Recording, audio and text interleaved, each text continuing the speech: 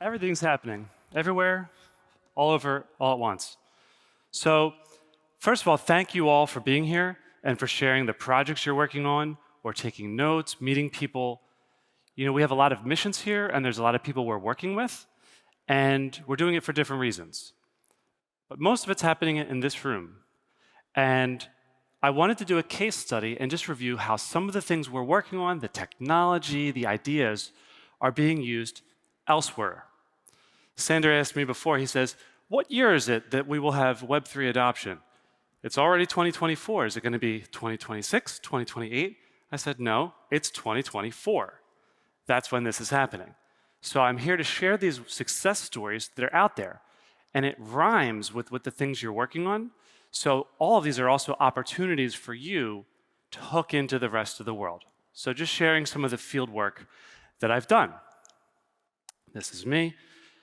If you have one of these, this means you know me for a little bit. If you've got the old business card, and this is what I look like in a suit. First is Bitcoin. Bitcoin as a Web3 technology. Okay, bear with me. So Bitcoin has made a major innovation in the past year that I want to share with you. The technology hasn't changed, but the technology has spread, and it has become much more important because of Grayscale Bitcoin Trust, ETF. This is a financial asset that is traded on the New York Stock Exchange, and it trades just like a stock. This is a major innovation versus buying Bitcoin for yourself. The people in this room probably all have your own Bitcoin. The people outside of this room, you have to tell them to get Bitcoin, and they don't know how. This is how they spend a lot of their money. This is how people spend their retirement money. This is how people YOLO before YOLO was a thing. All right, so this is before meme coin, we had stonks. And stonks, we have, these go all the way back. So now we've got Bitcoin in with the old money. Okay, now we actually already had this before. We already had Bitcoin on ETFs. Does everybody know how exchange-traded funds work? Do you know what those letters at least mean? Yeah, you can buy it just like a stock. Now, this company did previously exist. However, it was a workaround. It was one of those, we don't do KYC, but we're still in business somehow. It was like one of those things. They didn't really hold Bitcoin, but they had futures on Bitcoin to get exposure to Bitcoin.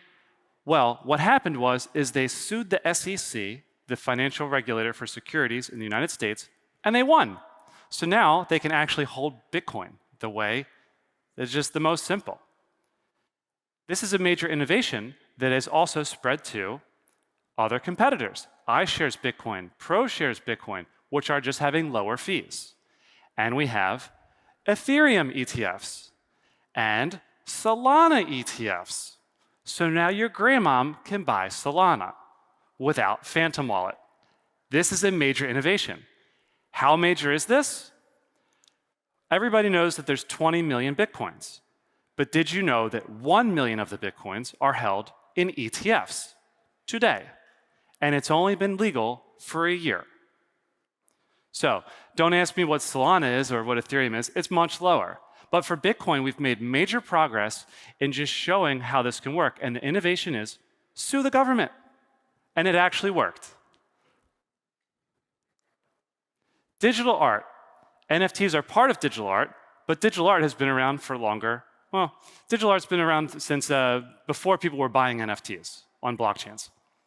There's been some major innovations here too, and I want to show you how this connects into the real world. Well, everything's the real world. I want to show you how this connects into big money and to people that do other types of art, that buy other fancy things. Let's look at Sotheby's and Christie's. So, 2021, obviously, there's this Beeple, the Everyday's very big piece of artwork. How much did it sell for? How much did this piece of NFT sell for at auction? Yes, 70 million, 69 million. Yeah. How did you forget that number? So, this is a very, obviously this is an iconic piece of art. It sold for a lot.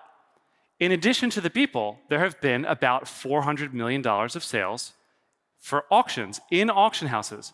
These people sell paintings, all kinds of great stuff. But digital art has become a major new category. You know these things. Let me put it into comparison. When is the last time a new category came to Christie's and Sotheby's? Those are the two major auction houses for art. Let's look at some previous ones. Going back a little bit, sneakers. Only in 2019 did the first sneaker sell. This is a Nike Moon sneaker, and this one fetched about $500,000 on Sotheby's. And this was their inaugural lot with shoes. And obviously, shoes have gone on to become a major category. Handbags. Only since 2012 have handbags sold. This is the this is the crocodile Birkin bag. This one sold for $80,000. The total lot of handbags was about $1 million for this lot. And going back a little further is Chinese art. In 2011, there was a major explosion of Chinese art that they just had to make a whole new category and just call it modern Chinese art. This one is Zhang Xiaogang, sold this for $10 million, and this was just a blast off. None of these categories compete with the digital art. In fact, even if you take the people out, still none of them compete with the digital art. How far back do you have to go to find another category of new art or things that sell at auction? This is a tough question to ask. There's a lot of private data. But I think you have to go back to 1960 when they started selling wristwatches. This is almost as significant as that. This is a major category that is changing art, collectibles, luxury, and storage of wealth in digital artwork. Craziness. And these artists are still alive, so as time goes on, these can only become more valuable or more accepted by traditional standards of art collection. So I just want to put that in context, what we're doing here with digital art. Oh, and guess what? This is not just NFTs. This is digital art, which means digital music, digital video, anything that you can sell with whatever licensing restrictions or royalties you put on there. This is part of the future, and it's been accepted at the largest auction houses, second only to watches in recent times. Okay? Another use case, fun fidgetals. So we're talking about digital twins, things you can buy, you can feel them and touch them, and then you've also got an NFT going on. So this year was for the first time, I was hanging out in Guizhou, and I found, in a shopping mall, I found this. I found a vending machine that was selling toys, animated, different types of different licenses. It's not just one company, it's a bunch of different companies and brands and things going on there. And it had NFTs in there. I was like, okay. And it even had an onboarding screen to explain what is an NFT. And I got a bigger slide here. So this is in China, so to show that it's official, they've got the red letters and the stamp, because that makes it really official. And the box was next to a hair cuttery, like the hair salon, which was next to a kid's store. This is not in a tech store, this is on the 3rd or 4th floor of a 7-floor mall.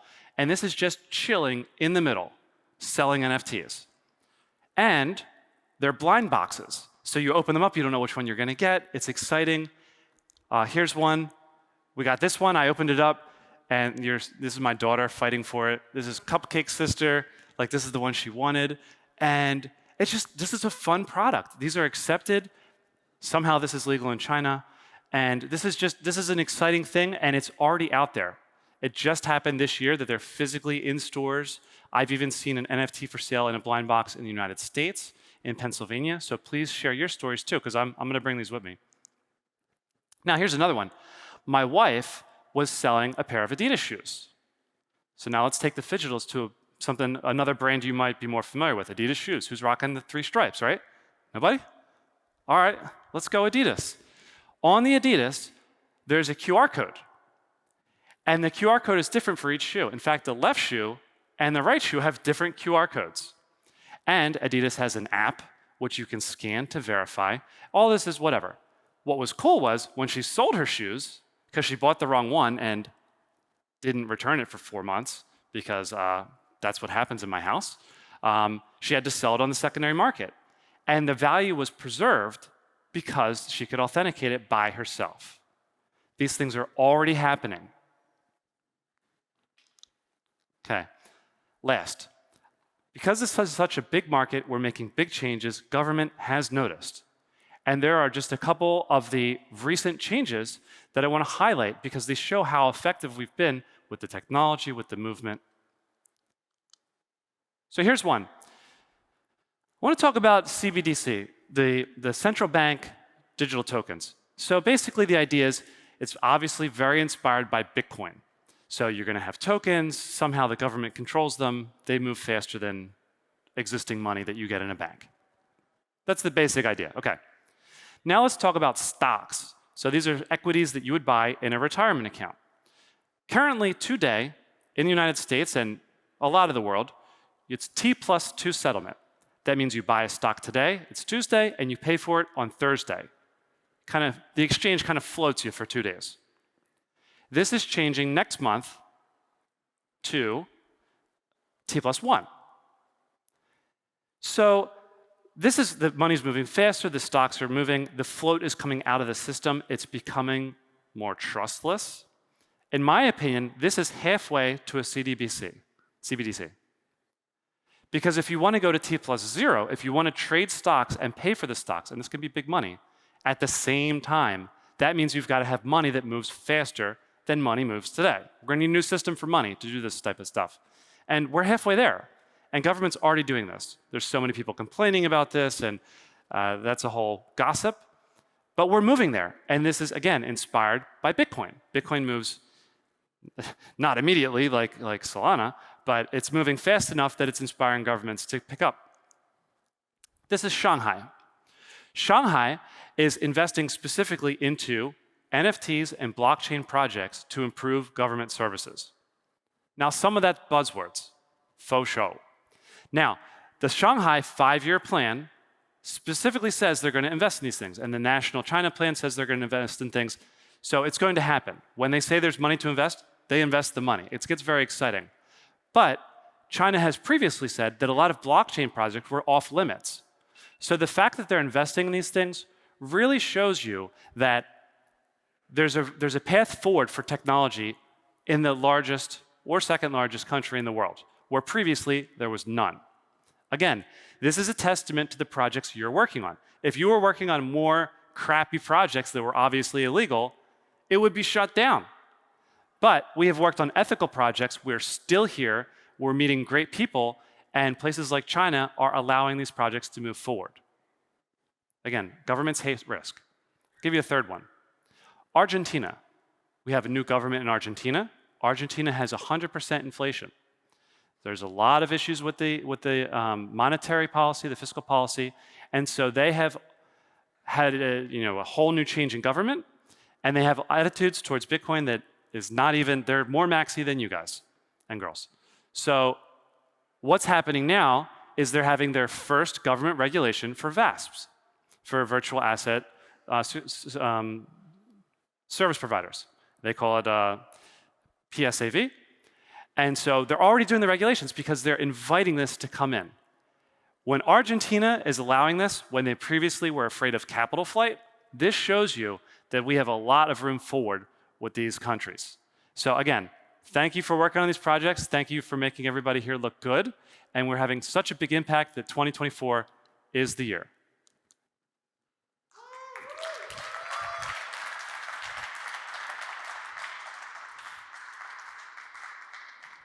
But I forgot something.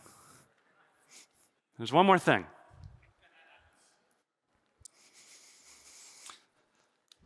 This is a can of Campbell's soup, Campbell's chicken noodle soup. This is an iconic product. It is on Andy Warhol's. It's the same basic design forever, the same product, and actually the same, I call this a SKU. What do you guys call this? Barcodes?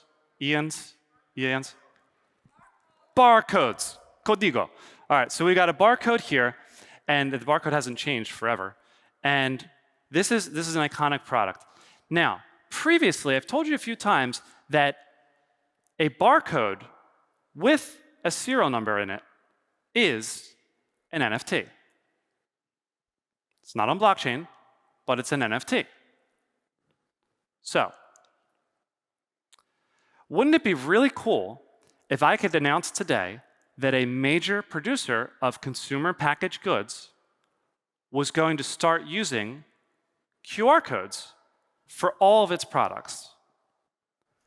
And not just QR codes that could have serial numbers and traceability for everything they sell. If I could announce that right now. How cool would that be? So actually, quick story, I was at a supply chain event and I was talking to GS1. GS1 is a nonprofit organization that actually gives the numbers.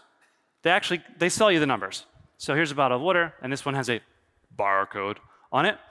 The first 6 digits, they sell you. That's called a vendor ID. The next 6 or 7 digits, if you're European, you pick those yourself. The first 6 digits are for sale. Do we have Spotty? Do we have anybody who's sold music in here? Anybody who's published a book? Oh yeah, right? Oh, the book, yep. Matisse also sold a book, and he was making his own company for that. So you have to register, ISBN, same exact process. This is the organization that does it for consumer goods, and everything you buy has a UPC on it. So I was reading it, and I was reading the initiatives they have, and the new standards that are coming up, and the tech specs and the URI specs. And they actually have a new standard coming out where you can actually encode these things with serial numbers in them. And you can do them as QR codes, and you can actually link them to URLs. And the URLs can be cross-platform, kind of like IPFS, where you can have one URL, but you open up with a different app and get the same thing without them tracking you. Decentralized, you can hook it to blockchain. So, how cool would it be if I could tell you that somebody is doing this and they're going to start releasing these changes right now? How cool would that be if we had products that had QR codes and serial numbers and could connect to blockchain for individual products? They could have expiration dates that you can check offline. They could work on different apps. You don't have vendor lock-in. How cool would that be if we could just have this one vendor kill the barcode? How cool would that be? Well, actually, I'm happy to tell you, everybody is killing the barcode. The barcode is expired this year for all vendors worldwide. This was announced in 1974. The first product to use a barcode was Wrigley's Gum, 50 years ago. And this year it has been announced that the replacement for this is QR codes. The QR codes support serial numbers, URLs, decentralization, expiration dates, and can connect to blockchain across different platforms. We did it. So your ideas and our passion for transparency has taken effect this year worldwide. Thank you.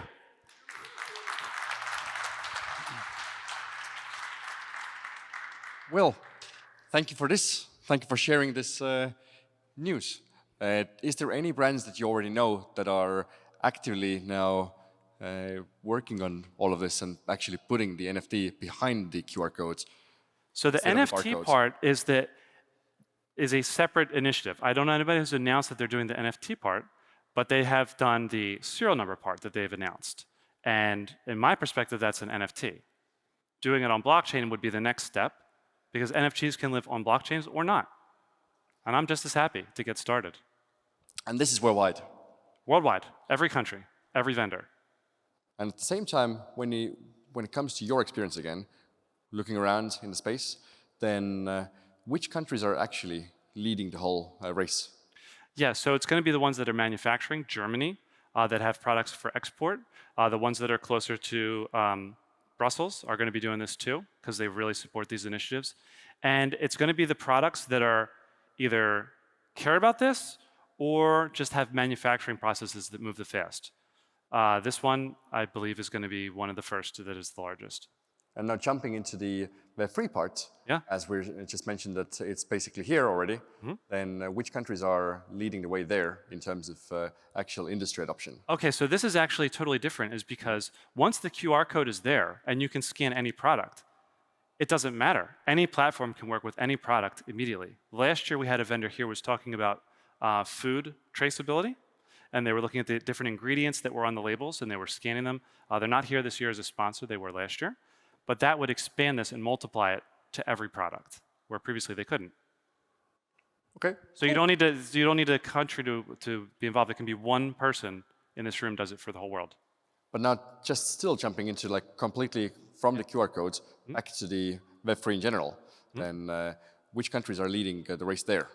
And the Web3 part, I count this as Web3. But in terms of the technology to bring this to traceability, I mean, like in addition, nobody. that's like Nobody's doing the traceability part. So this is a free open market.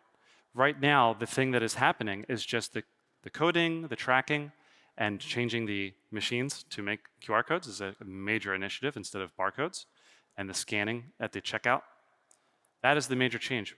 I've seen no technology partners that are integrating with this. Cool. And before I leave, let William go. Is there anyone else here with one, maximum 2 questions? Or no questions needed? We don't need to ask questions. Leo.